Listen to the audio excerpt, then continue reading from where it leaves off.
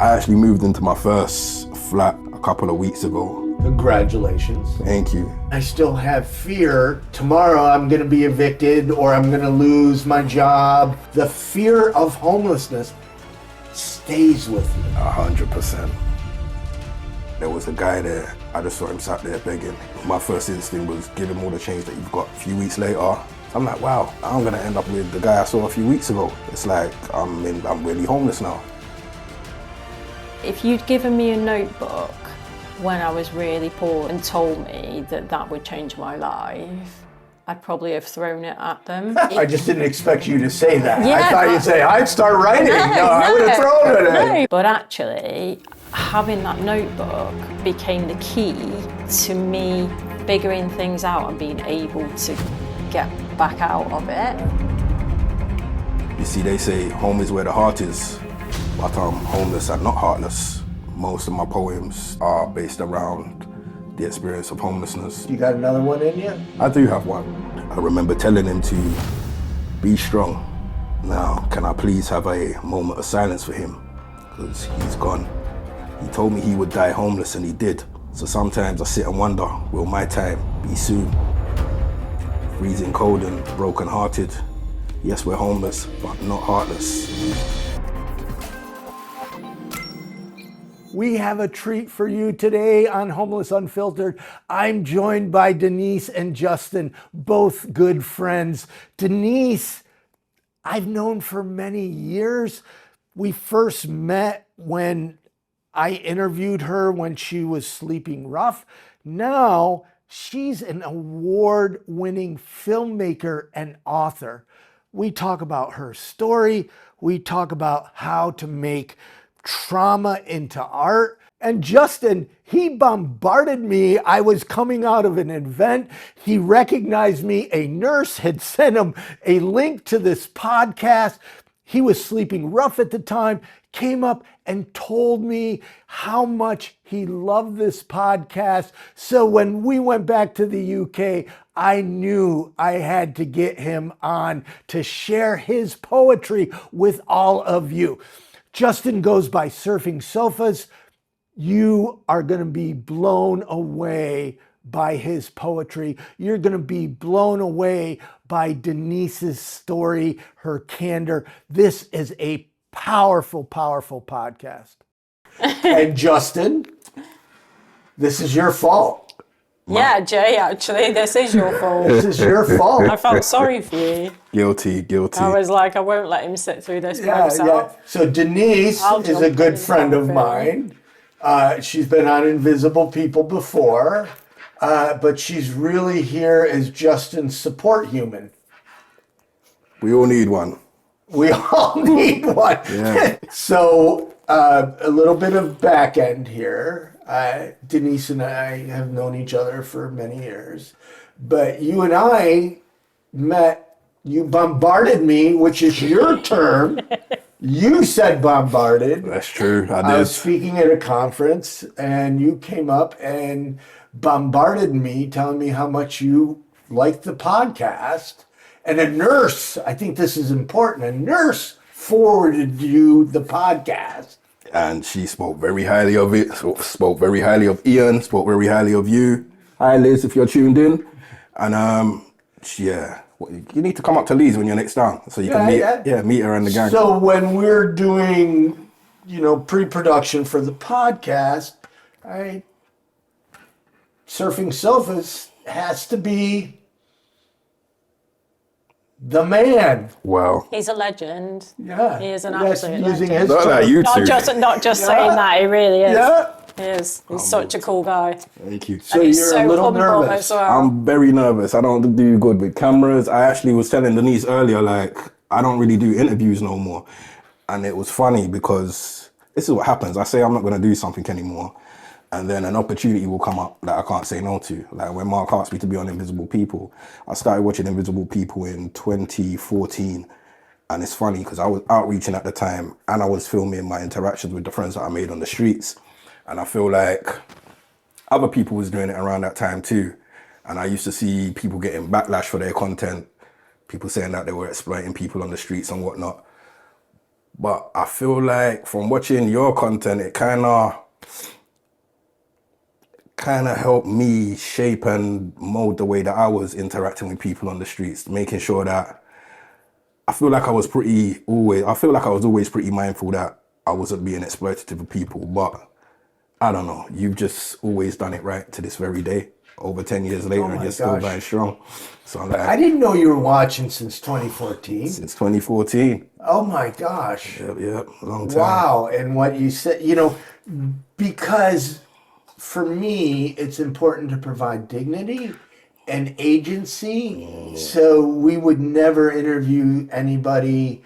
You don't want to be on YouTube in a way that's going to make you,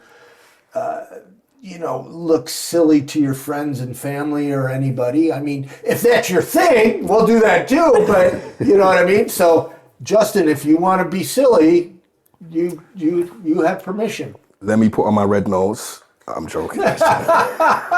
See?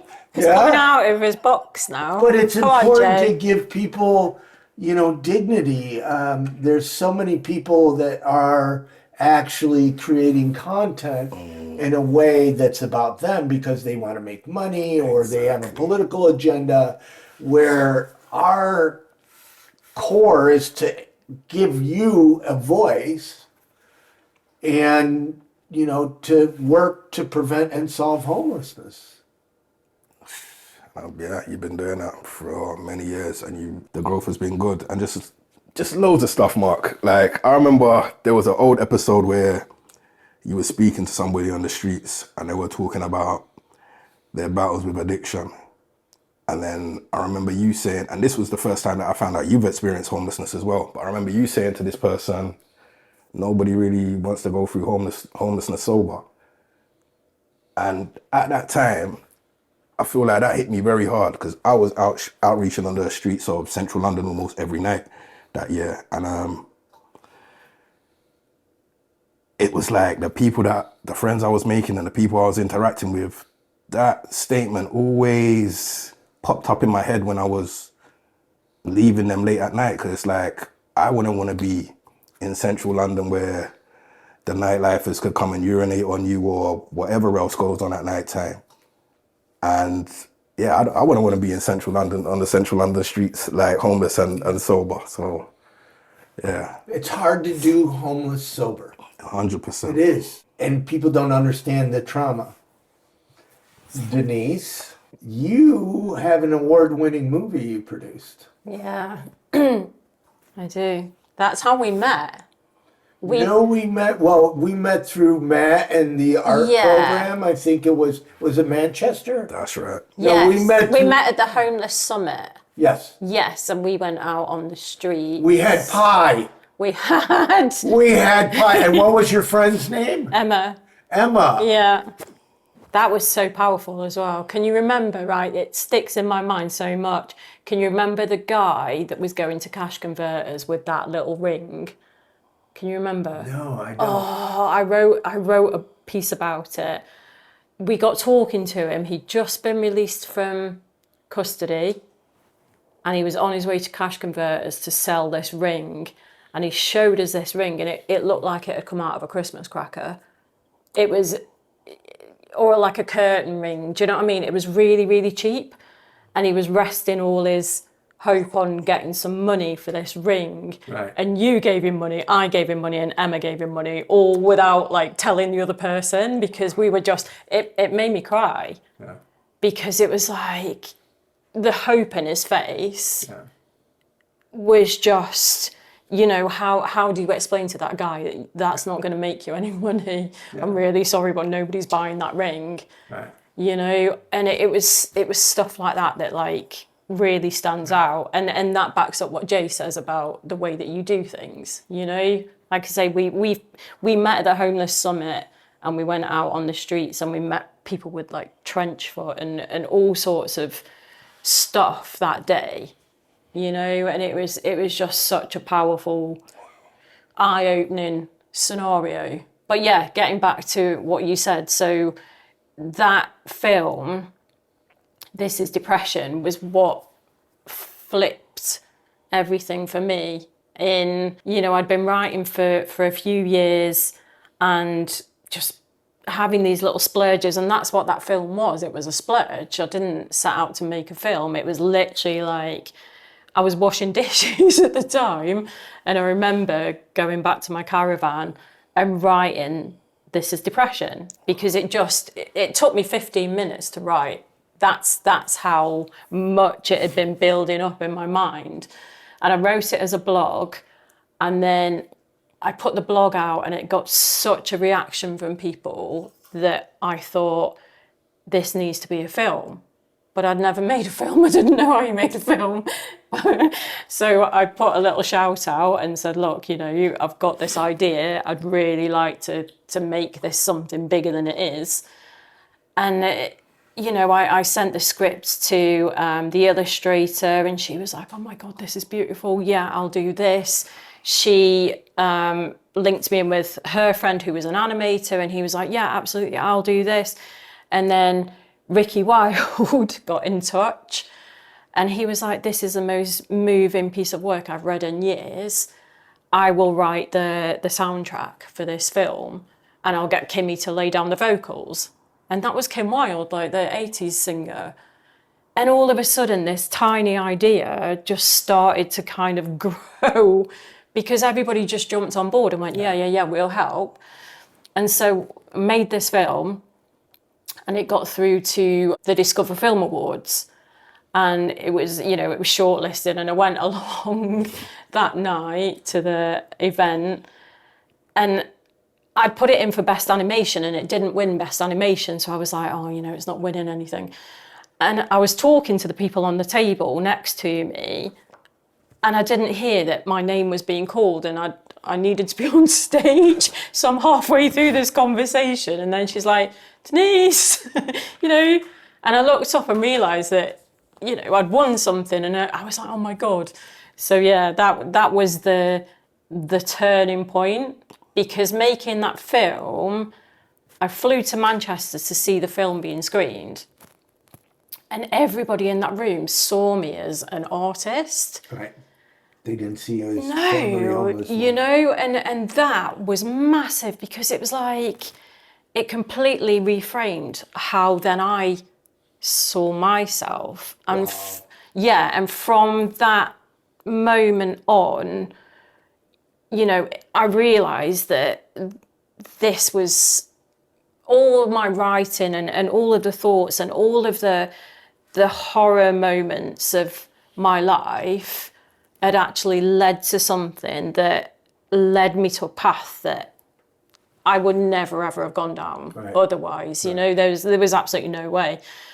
And so from that, it gave me pride and confidence, and the ability to believe in myself and to push for more than I was giving myself. And I started to think, why am I giving myself such a hard time over this journey that I've had, when if you'd walked in those shoes with me, you'd be sat on the curb and leaving me to it.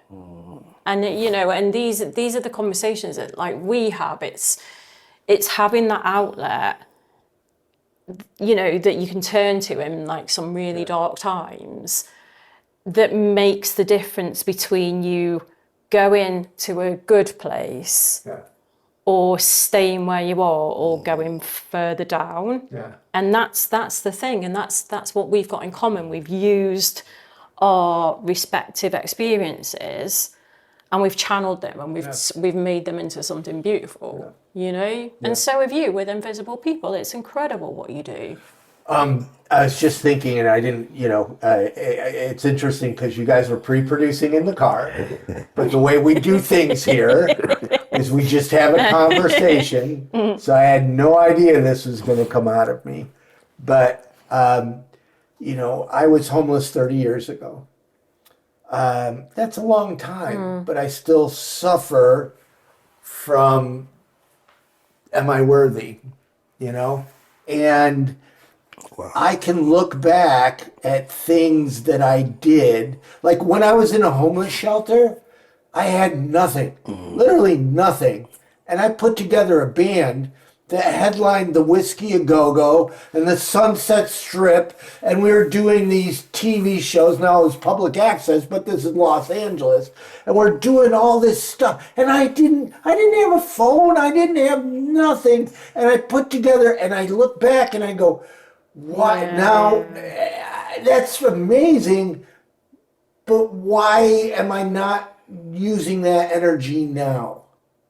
Right? And I can look back at all these creative things I've done and wow, that and professional, and it's like, wow, you did that. Yeah, you did a VR movie with Meta. You're the first 180 VR with YouTube. You're reaching, millions of people.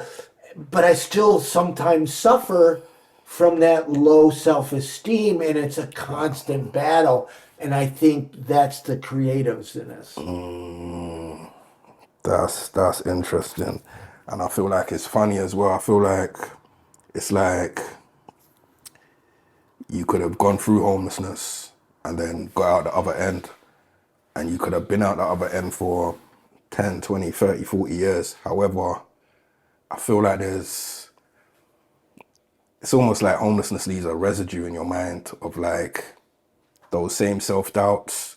And it's like it never really goes. Like me, it's been, I actually moved into my first flat a couple of weeks ago. Congratulations. Thank you. That's a big deal. And it's like, I've been battling with homelessness for decades. And I've done shelters, I've done hostels, I've done supported housing, I've done temporary accommodation. And now I'm in something that's more secure. And I still feel like... It's scary. Yeah, and I feel like, I don't even know, like, to me, it still feels like it's a temporary place. Like, I'm not going to be there. Like, maybe my own irresponsibilities might cause me to lose this place. I don't know. And I feel like I've also become more accustomed to living outside of our actual home instead of living inside of a home. And now I'm having to try and make that transition. It's a weird place, but I say all of that to say it's like, even though the experience of homelessness can end, I feel like for me personally and some of my friends and my peers, the experiences stay with us long after. Yeah, I don't think it ever ends. I still have fear. I mean, it's 30 years and I own my own apartment now. I've got a car. I'm probably going to do okay, right? And I still have fear that tomorrow I'm going to be evicted or I'm going to lose my job or I'm going to be in a car accident and it's going to send me in the hospital, which is going to put me... The fear of homelessness stays with you. 100%.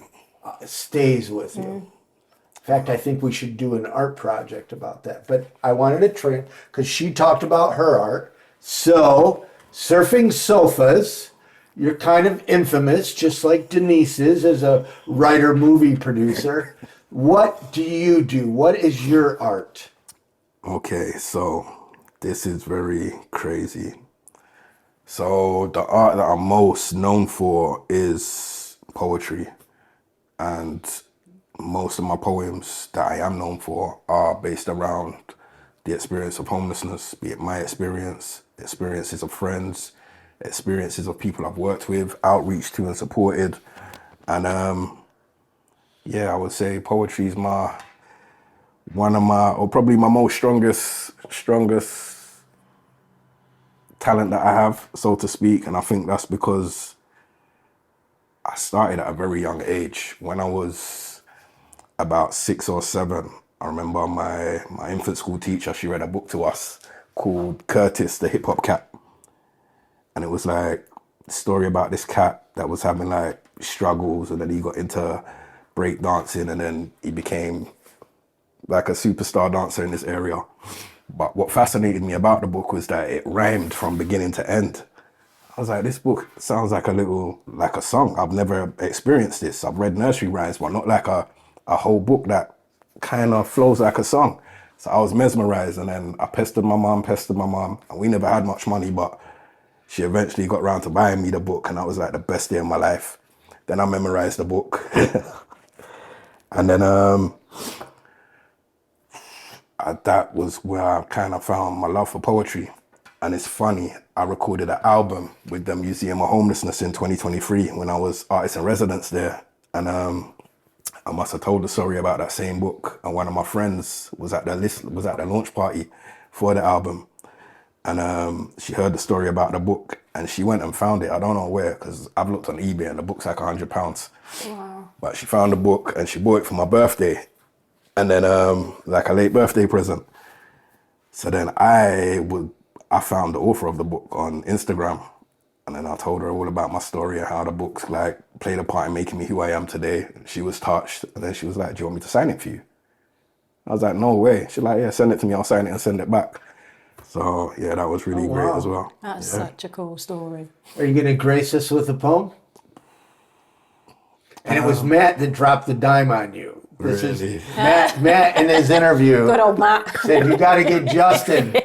You got to get Justin to recite a poem. Now, we'll link to Denise, to your film below, and whatever, any writing and your stuff too, but we're ready. We're ready for the awesomeness. I'm going to try one. I don't have the words on me because they're in my jacket over there, but I think, let's try and do it and not mess it up. Okay. Before I start, can I ask you a question? You just did. I did, didn't I? Can I ask you another one? I just did again. Have you ever heard the saying, home is where the heart is? Yep. That's brilliant. Because they say home is where the heart is. But I say, today, let's take that out of context. If I'm heartless, am I homeless? If I'm homeless, am I heartless? You see, they say home is where the heart is, but I'm homeless and not heartless. So what am I meant to think when they say home is where the heart is? Now they say home is where the heart is, yet I struggle to accept this because I do not have a home, but I know just where my heart is. And I know I have a heart which I use to care for others who are sleeping on the streets through all the coldness and the hardships. They say home is where the heart is. Well, I do not have a home. I sleep on sofas and on carpets, feeling hopeless, trapped in darkness. And I've been homeless, and my heart sinks when winter begins. 'Cause I know people on these streets who might not live to see spring. Now, I made a friend who used to sleep on the streets. I used to give clothes and food to him and his dog. One night he held my hand and proceeded to weep and said he don't know how long to live he has got. That's when he told me that he lost his wife, lost his home, then lost the life he used to live, and now he's on the streets and don't know what to try. That night, I remember telling him to be strong. Now, can I please have a moment of silence for him? Because he's gone.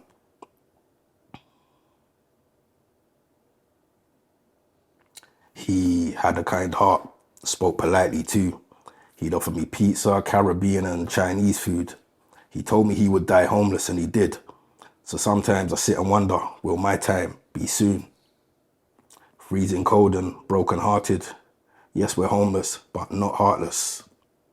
So what are we meant to think when they say home is where the heart is? Thank you. That's amazing. Thank you. Isn't it? Wow. I know. So I powerful. knew you were setting me up. I knew you were setting me up. Set myself up, feel like I'm gonna cry. I thought you were going to cry. No. I'm good. Your Invisible People debut. Wow. Now, if you'd known this was going to happen, would you have bombarded me? Probably not. I would have been like, there's Mark, I want to say hello, but nah. He might put me on the podcast. Run away. As homelessness grows, People are getting frustrated and they're pushing for laws that criminalize homelessness, which will only make the problem worse. Invisible People reaches more people, educating them on homelessness than all other homeless sector nonprofits and campaigns combined. But we do it on a limited budget. We don't have the funding they do. We are mostly funded by individual donations. And now that the economy is struggling, individual donations are disappearing, and we need you. I get it. You might not have the money to donate. Many people are struggling right now. Please share our content, share our videos. It really matters. And if you do have some funds and want to help be part of the solution to solve homelessness, please visit invisiblepeople.tv/donate. Our important work stops without you. So Denise, you do more than making movies. But first, Justin told us a little bit about his past, because there's something when you guys were pre-producing in the car, you're saying, hey, we're artists now. We're not homeless. And that's very true. But we first have to talk about where you came up from to show how far you've come. Yeah. I was an alcoholic. Not a very good one. It absolutely decimated me in so many different ways. As in, like, even today, it's almost like you wear different heads for different things. And, you know, I have conversations now in rooms where I talk about homelessness and trauma and addiction and all of that stuff. And I can kind of box it and put it on a shelf. But we were chatting about this in the car as well, weren't we? Where, you know, every so often you get blindsided by something and it kind of reminds you of where you were. So I think it never goes away. I'm a completely different person now to the person that I used to be. And I've got my creativity out of that. You know, I write incredible articles because it comes from a place of knowing about that subject. So, you know, in one way it's opened doors for me career-wise, but it's changed me as a person in ways that I don't think I'll ever recover from. I have quite serious PTSD, which I manage quite well. But, you know, if you were to kind of tap me on the shoulder or my phone rings suddenly or anything happens that I'm not expecting, I'm on the ceiling. And that's all these years later, you know, because I'm so hyper vigilant because of you know, having to being in those situations. So I feel very damaged still. And I think, you know, part of the reason that people want to talk to me sometimes is because I'm quite articulate, you know, I can kind of explain things to them and explain how things feel. But there are days when I feel like I'm holding myself up with strings, you know, like cobwebs even. So I've had, this isn't a pity party and I don't mean it to be like that, but I look back and I don't know how I made it through, and if I didn't have my writing, I doubt that I would have. You know, it was the one thing that I had that helped me to make sense of stuff when I was very isolated, I was very insular, I didn't trust people, you know, I was bouncing around from place to place and, you know, various different reasons. And I was really traumatized. And I still am very traumatized, but I managed to do good things with the things that I've learned from that, you know. So yeah, it's not something that I would ever want to do again, ever, you know, because it's like when Jay was saying about his flat, even now, I'm kind of packed and ready to go constantly. You know, it'll be something trivial, you know, crosswords with my partner or whatever. And in my head, it's like, right, plan, where are you going to go? What are you going to do? Blah, blah, blah, blah, blah. And I'm catastrophizing because when I didn't catastrophize, it happened. And so now I'm constantly planning for things that, you know, realistically might never happen. But I go from 0 to 100, like in seconds, you know. But you wouldn't know that to look at me because I'd be calm and collected and composed. But my mind is going, right, okay, so where are you going to go? What, you know, blah, blah, blah, blah, blah. It's a horrible way to live. Like, that is quite exhausting, you know, because you never really settle, do you? You know, you don't have that grounding that you once might have had. You don't have that anymore. That's the thing that gets taken. It's that sense of, I belong here, I'm okay. And, you know, and you can create that over and over and over again in different ways. But if you don't feel it inside, it's still a house of cards. Yeah. That's, you know, and I don't think that will ever change for me. And, you know, I wish it would. I don't like living like that, you know, but that's how I'm wired now because of those things. So yeah, it's been a journey, you know, and now I'm out the other side and, you know, doing, you know, writing books and making films and... Yeah, every time I talk to you, you have a new different project. Yeah. It's like, oh yeah. There's a filmmaker now. You're doing what now? I'm doing this, yeah.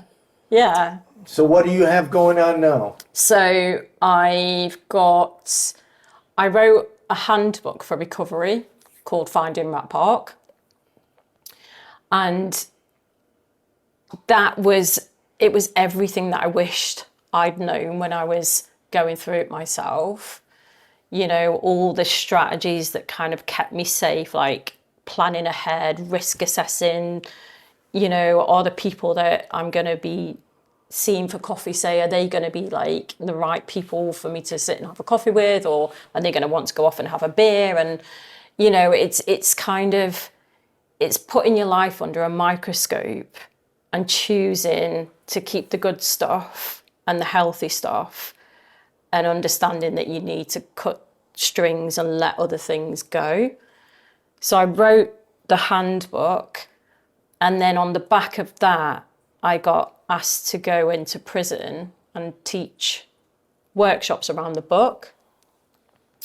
And I thought, if the book's going to fail, it will fail in prison, because it wasn't written for prison. It was written for people in hostels or bedsits, or, you know. And it was the most incredible experience. Like, what I learned from the men and what they learned from me was just absolutely off the charts. Wow. It was honestly, it was incredible. So out of that then came Sparks in the Dark, because I was working with these guys and we were having conversations. Sparks in the Dark? Sparks in the Dark was the artwork on the back of the book shows men lying in bunk beds, and they're all just in this, you know, cold prison cell. But out of the floor is a little chute. And that was what I saw in prison. I saw all these men who were, you know, in this place that they, you know, they weren't allowed to leave. They were bouncing off the walls, having not the greatest of times. But there was so much potential, and, you know, that when we would have these workshops, and, you know, we would sit and have conversations, and the men would open up in ways that even the staff had never seen. Because one, I think because I was a woman and I went in there with my story and I showed them this is depression. I showed them that film, and that was the opener. And so we showed the film and it was like, bing, you could literally hear Self-disclosure is very powerful. Yes. But you could hear a pin drop in that room. And that's when I knew I'd got the buy-in, because instead of turning up for something that might be all right, they turned up for something that they completely weren't expecting, delivered by a woman who went in there and went, bang, this was me, this was the situation, Yeah, so the book came out of those conversations, because they were telling me about their own traumas and childhood abuse and all the things that led them to prison. Right. Not as an excuse for being there, but as, when we sat and looked at the stories from these men, it's like, how could you have not ended up in that place? They were just let down in various different ways. And, it was that school to prison pipeline scenario. So I asked them if they wanted to write a book, and they said yes. And so, we gathered all these stories and I put them together, made a book, got it published, entered it into the True Crime Awards, and it's been shortlisted for 2 awards. Wow. I know. Best debut author in the crime genre and publishing impact for change. Wow.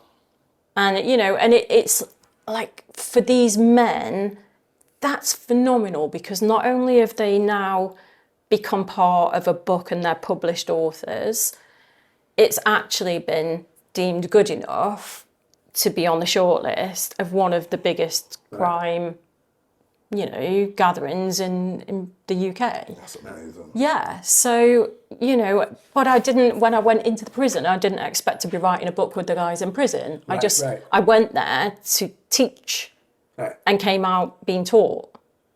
Right. Right. Wow. So, but that's creativity for you, I think. Well, that's what I was just thinking, Yeah. is that, invisible people, you may or may not know this story.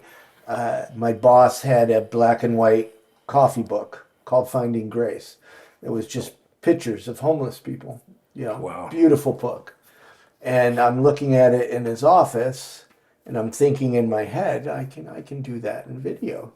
Wow. And 2 weeks later, he laid me off and I had the time, and that's how it started. There's more to it than that. But that was really the spark that, brought it from all these other, what should I say, ideas or burning desires in me or experiences that I had. It was that book that got me to say, oh, here's the path. Maybe I should go down it. Wow. And now you're on the podcast. That's crazy. I still can't believe I'm here. It just feels surreal. I can't believe you're here. I can't believe Denise is here. I know. Well, that was one of my, being very candid, because whenever I cross the pond, I always try to connect with Denise. She comes down, or we might even just have a coffee up in Houston. I was thinking of you today when I went to Houston. I looked where we sat. Yeah. Yeah. So, and this time I didn't think I was going to have time.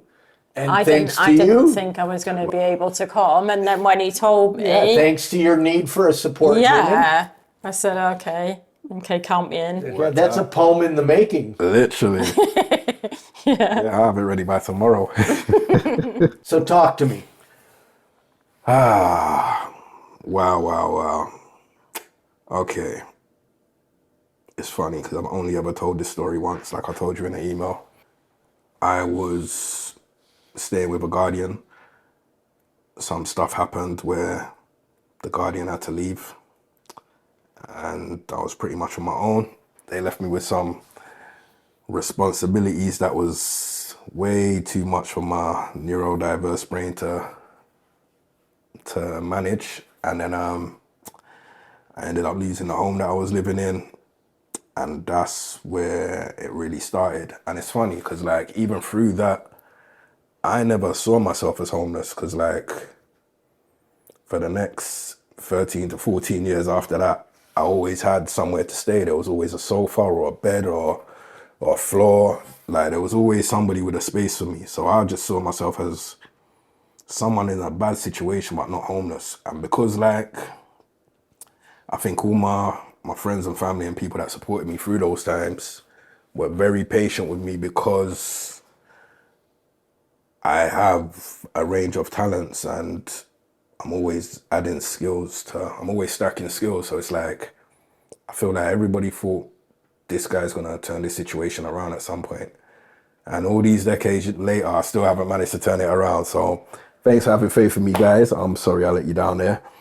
But You didn't let anybody down. you know what? You're right. Because I feel like You know what? When the conversation of your name or arts and homelessness comes up, your name comes up. that's crazy. Right? I mean, people that don't even know I know you start talking about you. Wow. That's And you just got into a home? You got into your first flat? about 2-3 weeks ago now. Yeah. So, I mean, a couple of things we were talking about is low self-esteem. And, that's an ongoing battle. And, the creativity helps. Definitely. But I got to tell you, bro, no, you're rocking it. Thank you, man. Appreciate you, man. And Thank you. I don't think it's all that. You're the one who thought the Invisible People podcast is all that. I didn't even want to do a podcast. Now I'm grateful because I got you on the podcast. Wow. So you've got to accept, right? I'm humble. No, I do. You're right. Thank you. Yes, it's been a weird journey for me. And I feel like I underestimated homelessness. I never thought that it would have the hold that it's had on me for so long. And it's funny, through all of that, it got to a point where, like I'm saying, 13, 14 years later after I lost the place, I ran out of sofas and floors and all sorts of things to sleep on. Like people started getting families, people were moving away, so it was like there was less sofas for me to surf. And then it got to a point where I completely ran out of sofas to surf. And I was like, wow. And it was funny because I remember probably about 3 weeks prior to that moment, I was in Elephant and Castle and I was walking through the underpass and there was a guy there and I didn't know the guy's situation. I just saw him sat there begging. He had his bags and my first instinct was give him all the change that you've got. So I started digging in my pocket and it's funny because somebody was in front of me and they passed him. And then when I pulled out my change, that person's come back and we both ended up giving this guy money. And to me, that's what homelessness was, not my situation. But then a few weeks later, 2 of the sofas I was bouncing between at the time, things happened in their kind of family dynamic where I couldn't stay at neither of those places no more. So I'm like, wow, I'm gonna end up in Elephant and Castle with the guy I saw a few weeks ago. It's like I'm really homeless now. And then I got referred to a winter night shelter. And I was like, yeah, I'll go. Bear in mind, I was diagnosed with severe social phobia. So even being here with people around me, even friends. Actually, hair's actually all right. Hair's been short, but if I have to go on a tube or a bus, yeah, it can get uncomfortable. So I'm thinking, okay, I'm about to go to this night shelter. I'm just trying to tick a box so I can eventually get into some long-term accommodation. And then I started having all these anxious thoughts. The lady that ran the shelter, she called me. She's like, oh, you coming? And I was like, I was making my way, but I think I'm going to stay out on the streets tonight. I don't know if I could be around people. And then she encouraged me to come. She kind of like told me it'd be fine. Just come and check it out. And if I don't like it, I can leave.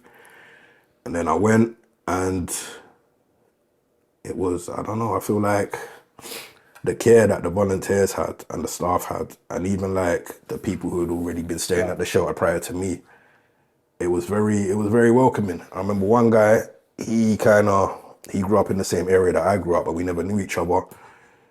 But he kind of showed me the ropes of how the shelter works, when we have to leave, when we have to be there, how the eating stuff works. And it was an experience. And it was like, I had to go to a different church every day of the week because it wasn't like one location. They had like 7 churches. It was a rotating shelter. Exactly. So then it was an experience. And while I was there, I wrote a song about it called Life in the Shelter. And I recited it to the lady that used to run the program, like the founder, director of the program. And she was fighting back tears. And there was a homelessness awareness event coming up. And she said, would you be able to perform it there? I'm like, lady, I'm staying in a shelter right now. I don't have no access to music equipment to record or produce. Social anxiety. That too. Yeah. So it's like, I was like, let's see what happens. I can't guarantee it, but keep me posted closer to the date. And what happened was, the shelter found me temporary accommodation. I managed to borrow a bunch of equipment. I had a laptop already, so I made a little makeshift studio, recorded the song that I wrote in the shelter about the shelter, and then I was able to perform it at this homelessness awareness event. And that was the first time I performed to an audience of strangers and people in the audience. I saw people in the audience crying. I'm like, wow, I know people have cried to like my past work, but there's normally people I know. These are strangers. Even the host of the event, she came up, gave me a hug. Tears from her face was falling onto my face. I'm like, wow, people like this song. And that's when I kind of really started to hone in, like, wow, I can write about the experience of homelessness and communicate in a way where people can really digest it. So a few months after that, I had a brainwave. I remember a few years prior to that, I saw a picture on Twitter where a lady in America, she had like, it was a picture of like gloves, socks, just essentials to help anybody in the streets get through winter a little bit easier. I was like, yeah, I want to put together packs like that, and packs similar to the ones that we was getting in the night shelter in the morning, that we'd get a snack, apple, sandwich, some toiletries. So I was like, okay, cool, how can I do this? I was on benefits at the time, so I'm like, okay, that's easy. I could just buy the stuff for the streets for my benefits, job lot, go on eBay. So I bought a load of socks, load of stuff, and then I announced what I was doing on Facebook. Bearing in mind, at the time, this wasn't gonna be a project, it was just gonna be me taking some stuff out to the streets. But then when I told my friends what I was doing, they were like, one of my friends on Facebook, he's like, I got jumpers and hoodies for you to go take out onto the streets. Another one's like, I got beanie hats for you to take out onto the streets. And then people just started giving me stuff. I was like, what is happening here? I like, now I need to expand this into something more than just a guy with a rat sack. So I created a full project out of it. And it just snowballed from there. Before I could even get to outreach, I was invited to the House of Commons to discuss homelessness and poverty in the UK at the time. I was like, wow, I haven't even taken a pair of gloves onto the streets yet. What is happening here? Went to that meeting at the House of Commons. I took another person that I met through Twitter who was outreaching, and they lived in my area too. We both went to the House of Commons. We listened to all these people talk a bunch of nothing. They actually invited me back and I never went because I'm like, I'm not going to sit down and listen to people talk a bunch of nothing again. But we listened to people talk a bunch of nothing. And when we left, we was by Leicester Square train station, passing in a car. And there was a guy sitting opposite a Subway with his dog outside, and it was raining. I told my friend to stop the car. And then we went over and had a chat to him. And I was just thinking, so we was just sitting in the House of Commons with all these people with all different, their living situations are all different, but I'm sure they're nothing like this guy. I'm like, we was talking about homelessness. Where are all these people now to help people like this on the street? I was just throwing a tantrum. And then gave the guy my last £5. Actually, no, bought him some stuff from Subway, gave him my last £5. And then from that night, me and that same lady I went to the House of Commons with, we was on the streets of London every day that year. -2. So like 362 days was on the streets of London outreaching for. And it was like, it was really something. I learned a lot about the streets. And Now you're podcasting. before we got to that part though, life swept me off my feet. And then I ended up homeless again. Yeah, I kind of went off the radar for a long time. Back to sofa surfing. Like I say, I was always developing new skills and stuff. So I managed to get my hands on a heat press so I could start making clothes and customizing clothes. And then one of my friends saw that I had the heat press and bought me the other machine I needed for my birthday, which was lovely. So I was like, wow, I can really start now. And I thought, okay, this is gonna get me out of homelessness. And then I was like, well, I need a name for myself. And then, I don't know, I sat back, slapped the sofa, just not even thinking. I'm like, that's it, surfing sofas. And then, Bam. literally, that's what it's like, a snowball effect. Your story reminded me of two things. One is kind of related, and one isn't. It's just a memory. I try to come up with new stories because she edits out the stories that I repeat. So it's the new challenge. Back when I worked in television, Yeah. great job in television, a friend came over, or a coworker, and wanted me to hire his friend. And his friend only had 3 years sober. Wow. And I wouldn't hire him. Now, at the time, I'm doing drugs. I'm wasted. But I wouldn't hire. He only has 3 years sober. He's an ex-addict. I can't hire him. So another department ended up hiring him. And I got to know him, you know. Fast forward 3 or 4 years, I'm out on the streets homeless. Wow. And I'm walking down the street, and he's walking. Wow. We connect, and he gave me $20. Wow. Here's a guy I wouldn't hire because he was a drug addict. And then down the road, I'm out on the streets homeless, and Literally. he just gives me money. Wow. But the one that hit me, because you talked about clothing, and I don't talk about this a lot, but I interviewed somebody on the Strand, and his dream was he wanted a t-shirt shop. Wow. And so, you know, he had some drawings on Facebook, you know, talked about his dream. So I put a link to his Facebook page. Somebody saw it, first funded a pop-up so that he could have his t-shirts and his designs. But wait, that's not the big deal. That's not the big deal. Just wait, right? So it actually got him out of homelessness. He was able to do a startup, but then some girl from Sweden saw his video, thought he was cute, flew here, they friggin' got married. Wow. I can't even get a date. And Invisible People's helping rough sleepers get off the streets and get married. Wow. Guys, I'm in the UK. I don't know my wedding ring size, but we can find all that out. Put it in Go the on, description. Jay. You know what? I knew when I told that story, you was gonna make that pitch. I'll vouch for it. Yeah, It's lovely. I knew you was gonna make that pitch. That is an amazing story, though. Wow, that is powerful. Well, you know, in homelessness, you celebrate, oh, he got off the streets, but there's little incremental things, and you know, And those smooth I helped two people find love. Hopefully, they're living happily ever after, right? That's amazing. You know, I have all kinds of stories like that. We've got to wrap this up because obviously we could talk forever. Definitely could. Anything you would like to add, and how do people find your work? They can go to findingratpark.co.uk. There's a little bit of information on there. That's probably the best, easiest way to find I'll me. link to your film. I'm sure it's Amazing. online. Thank you. You know, just if there's anything else you have, Yeah. people can find you. Yeah.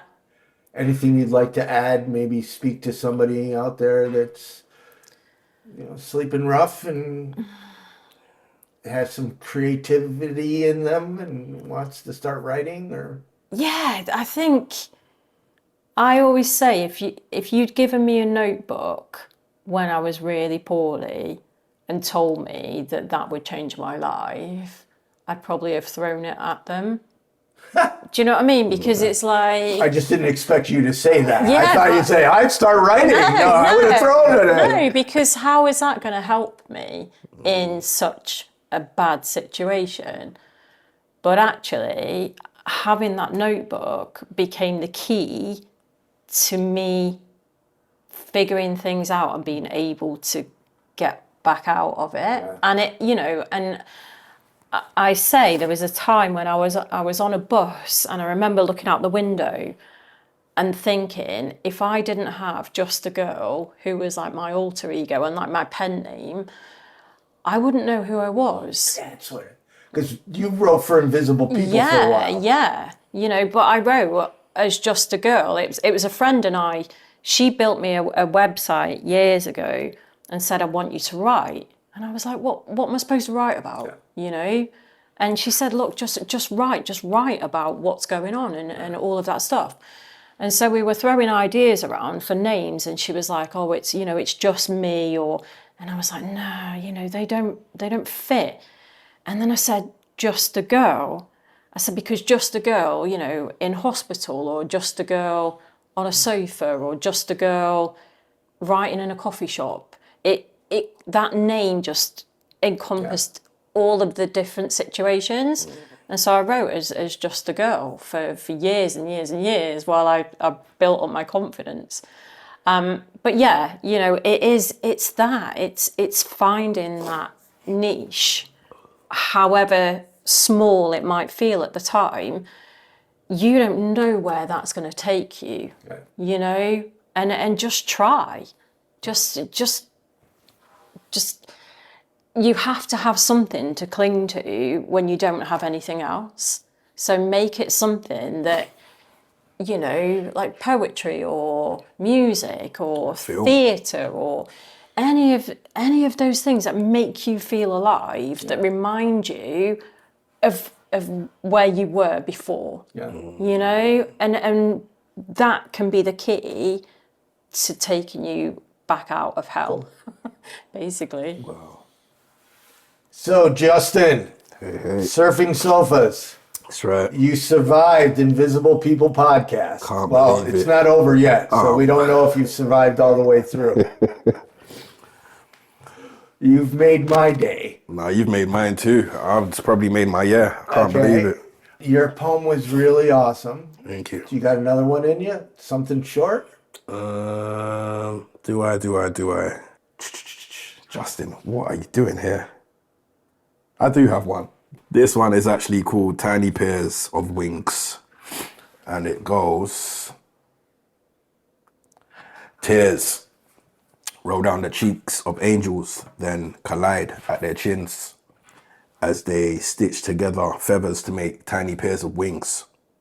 Right now, there's over 100,000 children left to be homeless with their families in housing which was meant to be for short periods of time. However, in the UK, there's a housing shortage, leaving many people homeless.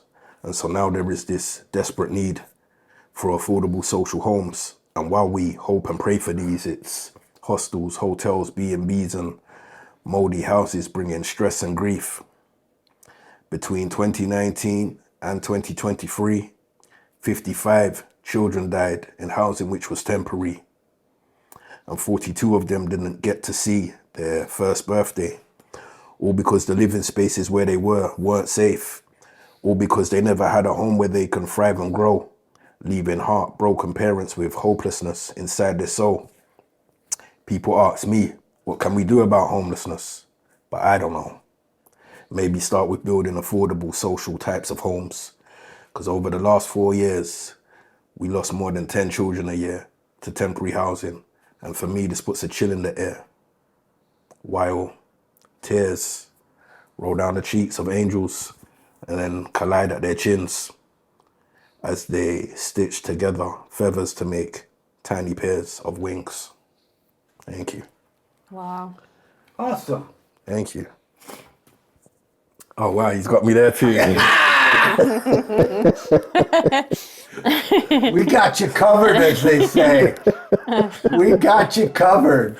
Thank you for being on the Invisible People podcast. Thank you for having me. It's been a total honor and a pleasure and all of it. Thank you so much. And thank you, Liz, as well. And thank you, Denise. High five. Teamwork. Yes, told you, tag team. That's it.